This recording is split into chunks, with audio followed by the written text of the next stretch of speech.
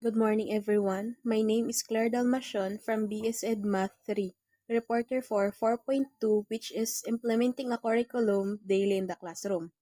A while ago, Mr. Jano discussed the first part of it, and then it is followed by Miss Kia Shervo. And now, I'm going to discuss the remaining parts of it about the implementing a curriculum daily in the classroom. So to continue the discussion, let's talk about methods and materials must implement the plan or taking action. Example number 1. Lesson using basic steps and parts as prescribed by DepEd Order number 70 series of 2012 for teachers 2 years and less in the service. So sabi dito, yung mga teachers daw na 2 years or less in the service is mandatory sila na gumawa ng lesson plan daily na ituturo sa mga students. This lesson plan will show the basic component of any plan. This can be applied to any subject that follows a generic format. So here is the example lesson plan in science.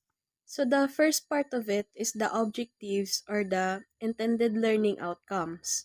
It has 4 ILO, which is the number 1, tell that force is applied to move objects.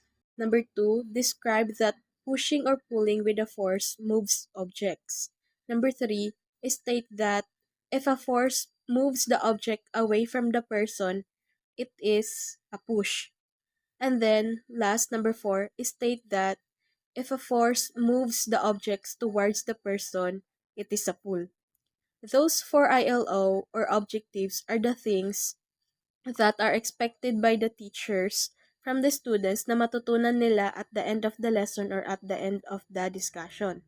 Those 4 ILO also measured or tested if it will be achieved at the end by the students. The second part is the subject matter. Sa subject matter, it has 5 components, which is first the topic.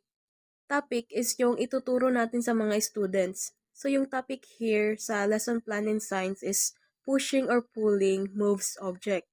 And then second is the reference. Sa reference naman, here naman is yung gagamitin natin sa pagtuturo kung saang source natin sila kinuha.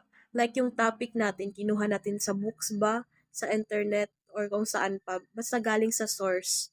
And then, katlo is science concept, and then science processes, and then yung last, yung panglima is yung materials. Sa materials naman, yung mga gagamitin natin throughout the discussion or throughout sa pagtuturo natin sa mga students. Like for example, gadgets or devices, smart TVs, tables, or any materials like books. Basta yung gagamitin natin throughout the discussion. So, subject matter, this comes from a body of knowledge that will be learned through the guidance of a teacher. It is the what in the teaching. It is kung ano yung laman ng ituturo natin sa mga students o kung ano yung ituturo ng teacher sa students. So the third part is the procedure.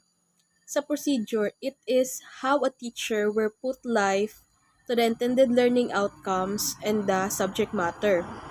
So sa procedure, ang nilalaman nito is, dito sa lesson plan is letter A, preparatory activity, letter B, lesson proper. Sa lesson proper, yung nilalaman niya is number 1, motivation, number 2, laboratory activity, number 3, pre-laboratory activity, and then number 4, post-laboratory activity, number 5, conceptualization, and then the last part is the application.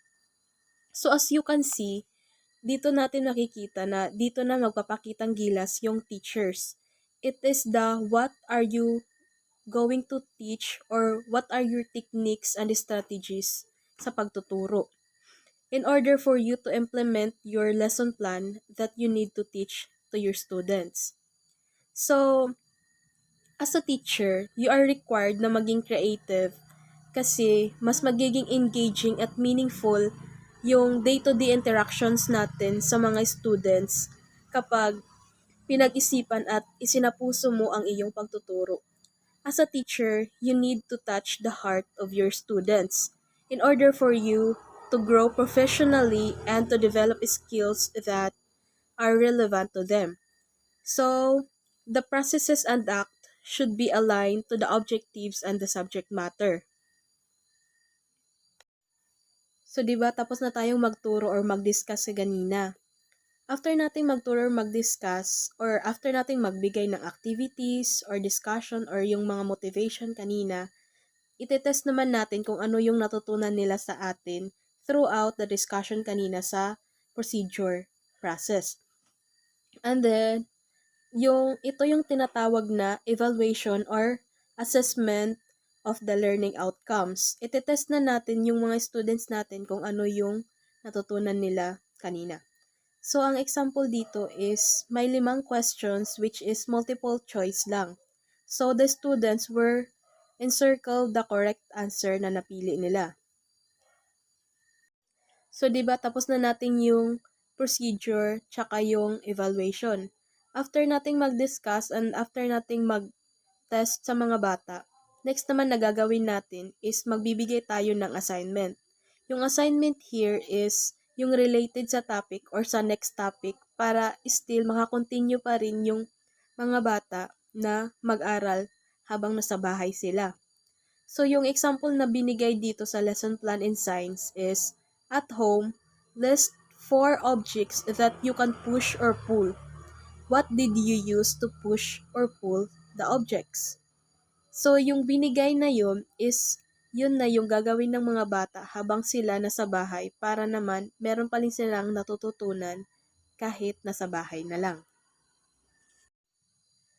So, for the last part of implementing a curriculum daily in the classroom is the finding out what has been achieved or assessing achieved outcomes. At the end of the activity, the teacher will find out if the intended learning outcomes converted it into achieved learning outcomes or the ALO. So, from the word finding out or assessing achieved outcomes, dito natin makikita kung yung bata ba na-achieve ba yung goal natin. Kung na-achieve ba ng mga bata yung goal ng teacher na may matutunan yung mga students. So, the rule of the thumb, what has been thought should be measured to find out if the intended outcome set at the beginning has been achieved. Yun na nga yung sinabi ko kaganina. So, lesson planning is at the heart of being an effective teacher. Planning lesson plan ahead of time means teachers enter the classroom each day prepared to teach new concepts and learned and then lead meaningful discussion. Therefore, implementing a curriculum daily in the classroom is very, very important. So, yun lang po.